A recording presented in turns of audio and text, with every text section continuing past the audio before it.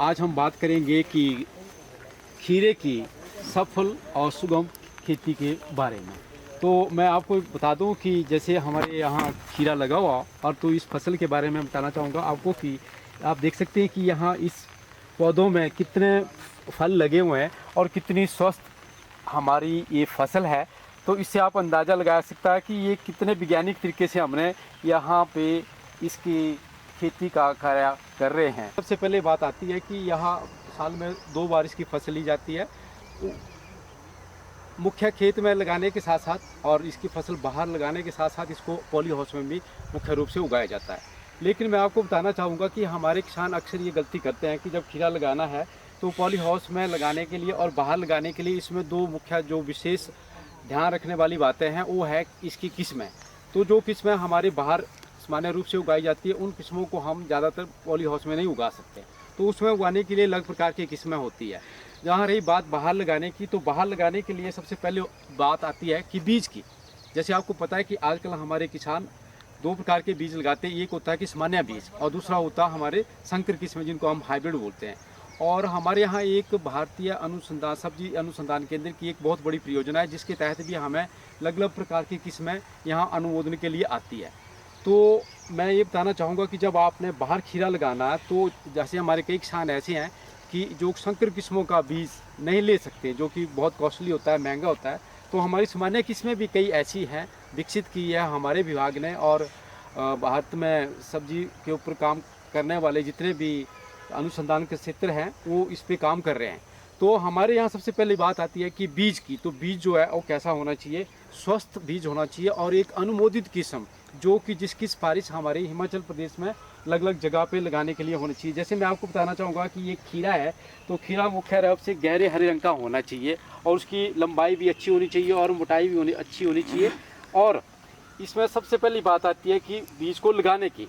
तो जैसे हमारे कई ऐसे क्षेत्र होते हैं जहाँ पे पानी खड़े होने की समस्या होती है और ज़्यादा बीमारियाँ आती है, और हमारे पहाड़ी क्षेत्रों में ऐसा होता है कि खीरा हम इनको जो है मेड़ों पे लगाते हैं। तो मेड़ों पे लगाने के लिए सबसे पहले क्या करते हैं, हम उसमें मेड़े बनाते हैं और मेड़ों के ऊपर जो है अच्छी तरह से गली सड़ी गोबर की खाद और अन्य खादें जो है अच्छी तरह से मिला लेते हैं, जिसको कि मैं विस्तार रूप से नहीं बताऊँगा। हमारे किसान भाई इसके बारे में स्वतः ही पूरी जानकारी रखते हैं।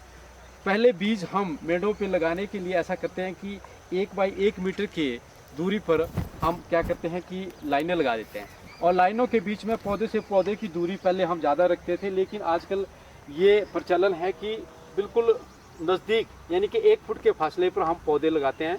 तो जहाँ पहले बीज लगाते हैं तो एक जगह पे 2 या 3 बीज लगाने चाहिए। फिर उसके बाद ऐसा होता है कि जब वो पौधा बीज बनने लग जाता है, बीज उग जाता है, तो जब वो पौधा बड़ा हो जाता है तो उसके बाद हम एक जगह पे एक ही बीज रखते हैं और एक ही पौधा को उगाने की सिफारिश करते हैं। तो जैसे ही वो पौधा उगने लग गया, बड़ा हो गया, तो इसमें सबसे पहली जो बात आती है कि जो अच्छी किस्म होती है उसके शुरू से ही इसके जो निचले वाले भाग में है वहाँ से इसके पौधे बनना शुरू हो जाते हैं। तो हम 1 से 1.5 फुट के उसके जो शुरू में पौधे के नीचे से तने से उसके जो है वो पत्ते को दूर कर देते हैं, जिससे कि कई प्रकार की ऐसी बीमारियां हैं जो शुरू से ही लग जाती है, जिससे कि पौधा भी और फल भी खराब हो जाते हैं। उसके बाद इसमें ऐसा होता है कि ये बेलदार फसलें हैं। कद्दू वर्गीय फसलों में जैसे मैं बताऊं कि जितनी भी फसलें हैं, चाहे वो कद्दू है, करेला है, घिया है, चाहे खीरा है, उनमें सब में जो सहारा देने की जो विधि है वो अपनाना पड़ती है, जिससे कि बेल बनती है। और बेलों को सहारा देने के लिए हम अलग अलग प्रकार की स्टेकिंग करते हैं। जैसे आपने देख रहे हैं कि हमारे यहाँ लकड़ी के झांबे हैं जो स्थानीय रूप से कई जगह ऐसे हैं, कई फार्मर किसान हमारे जो कि इस टाइप का ट्रैली सिस्टम नहीं बना सकते, जिनके पास बैम्बू उपलब्ध नहीं है, तो वो अपने स्थानीय जो झांबे हैं उनको भी प्रयोग में लाया जा सकता है। तो उससे पौधे को अच्छी तरह से सहारा देते हैं। सहारा देने के बाद उसके ऊपर ही वो अच्छी तरह से बेल आए। तो सबसे पहले इस फसल को लगाने के लिए जैसे मैं बात कर रहा था आपसे कि बीज, तो बीज जो है वो एक अच्छे अनुसंधान केंद्र से या विश्वविद्यालय से या किसी विभाग से ही उपलब्ध करना चाहिए, जहाँ पे कि आपको अच्छा गुणवत्ता वाला बीज मिले। और दूसरी जब बीज की बात आती है तो इसको जब लगाना है तो बीज आपको मैं बता रहा था कि 2 प्रकार का होता है, एक सामान्य किस्म की होती है और दूसरी हमारी संकर किस्में होती है। संकर किस्मों का बीज बहुत महंगा होता है, लेकिन हमारी सामान्य किस्में भी अब हमने ऐसी विकसित कर दी है। जैसे हमारे विभाग द्वारा हाल ही में एक किस्म जो है सोलन सीजन के नाम से खीरे की विकसित की गई है। तो ये किस्म हमने यहाँ पे लगाई है। तो आप देख सकते हैं कि इसमें इतने फल लगे हैं जितने हमारी दूसरी जो संकर किस्में होती है उनमें भी ऐसे ही फल लगते हैं। इसके हर नोड पे देख सकते हैं कि आप फल लगे हुए हैं और अच्छी गुणवत्ता वाले फल लगे हुए हैं। तो बीज जो लेना है वो अच्छा होना चाहिए और उसके लगाने के लिए आपने इसको, जैसे हम इसकी फसल जो है 2 बार लगाते हैं, गर्मियों में लगाते हैं, एक बरसात में लगाते हैं। लेकिन बरसात वाली फसल बहुत ही बहुउपयोगी और अच्छी आमदनी देने वाली होती है। तो जैसे आप देखते हैं कि हमने यहाँ पे ये फसल लगाई है, तो इसको बीज क्या करते हैं कि मेड़ों पे लगाते हैं, जहाँ कहीं पानी खड़े होने की समस्या होती है हमारे मैदानी क्षेत्रों में और कई जगह पहाड़ों में ढलानदार होती है। तो आपने कैसी लाइनें लगानी है, एक से दूसरी लाइन के बीच में कम से कम 1 मीटर का फासला होना चाहिए। जैसे आप देखते हैं कि इन बेलों की बढ़वार बहुत होती है। और दूसरा, पौधे से पौधे के बीच में पहले हम बहुत ज़्यादा फासला रखते थे, लेकिन आजकल जैसे आपको मालूम है कि हम ज़्यादा फासला नहीं रखते। 1.5 से 2 फुट के बीच में हमने इस फसल को यहाँ पे लगाया हुआ। इसके लगाने से ऐसा होता है कि हवा का उचित आवागमन हो, जिससे कि पोलिनेशन और परागण भी प्रॉपर हो, तो पौधे और फल अच्छे बने। तो यहाँ आप देख सकते हैं कि हमने उचित फासले पे लगाया और ना ही इसमें पानी खड़े होने की संभावना है। खीरे में 2 प्रकार के फल आते हैं, एक मेल होते हैं, फूल आते हैं, एक मेल होता है और फीमेल होता है। जो फीमेल वाला है उसी का ही फल बनता है और उसके बाद ही ये प्रयोग में लाने वाला भाग है, जिसको हम खीरे के रूप में एज ए सलाद के रूप में खाते हैं।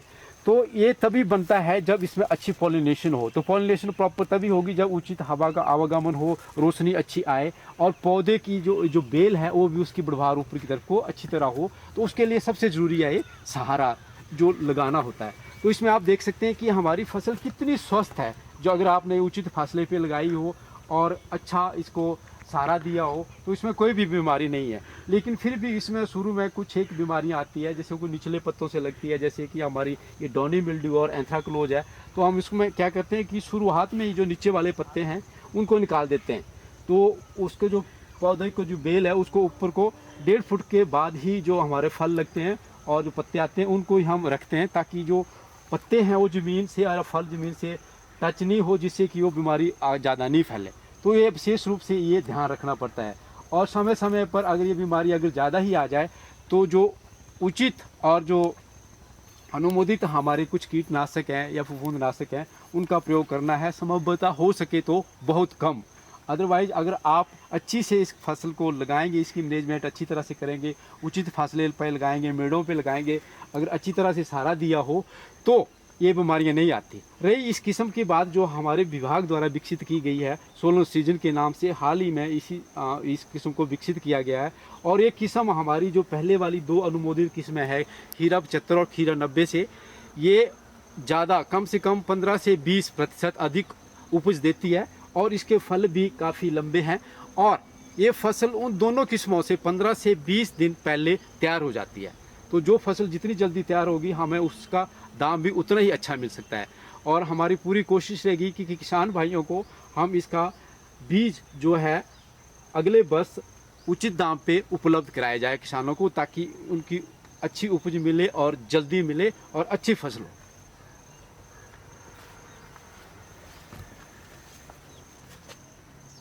किसान भाइयों, मैं आपको बताना चाहूँगा कि अगर आपको बागवानी से संबंधित अगर कोई भी जानकारी चाहिए तो आप हमारे विस्तार शिक्षा निदेशालय और सब्जी को उगाने से संबंधित अगर आपका कोई प्रश्न है, सब्जियां चाहे कोई भी हो, तो आप हमारे सब्जी विज्ञान विभाग के दूरभाष पे 1792 252 329 पे संपर्क कर सकते हैं।